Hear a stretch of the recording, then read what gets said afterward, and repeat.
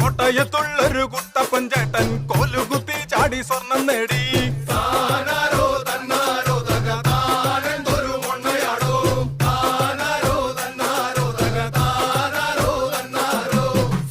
റോട്ടില് ചൂലിട്ടൊരച്ചപ്പട്ടാറിനും ചൂലിനും തീ പിടിച്ചേ.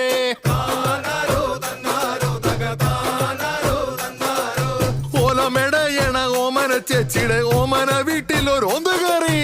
ഒന്തങ്ങ് തള്ള് പന്തിങ് തള്ള് ഓന്തും പന്തും കൂടി ഉന്തും തള്ള്.